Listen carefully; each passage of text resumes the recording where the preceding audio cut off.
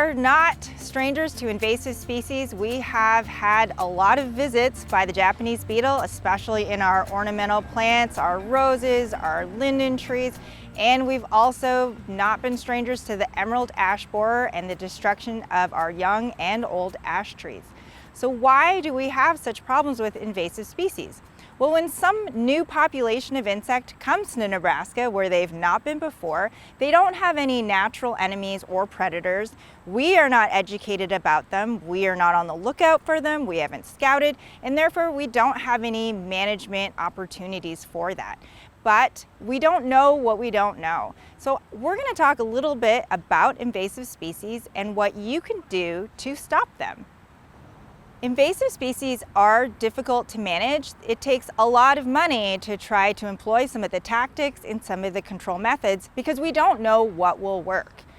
Fortunately, though, we do have people that are on the lookout for invasive species, like the Department of Ag, who do survey and surveillance for organisms that may be coming into Nebraska. Things that we can do to prevent those kind of infestations or invasions of invasive species is when we are out traveling, especially with RVs and campers and our vehicles, that we are very observant to what may be hitchhiking a ride on there. And it can be egg masses, it can be nymphs, it can be adults, all different life stages of certain insects.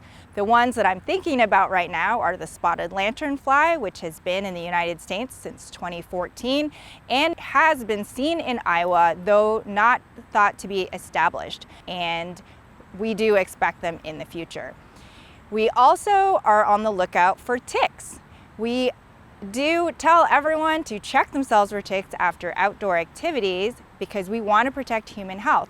But there are also invasive ticks that we want to identify. So that's why keeping those ticks and either having them sent in for identification or testing will also be good at intercepting those so we can find out if invasive ticks like the Asian longhorn tick are being seen in Nebraska. The second thing we want to do is take pictures of anything that may look off.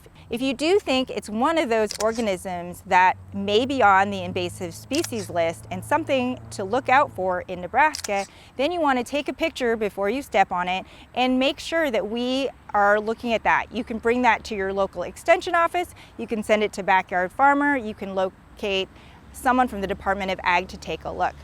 In some states where they are established, they may say to stomp on it, but we want to make sure and confirm its identity first. That way we can find that population, go and investigate more, and find out if we do have established populations. When detected early, we can try to do some eradication efforts so those populations don't get out of control.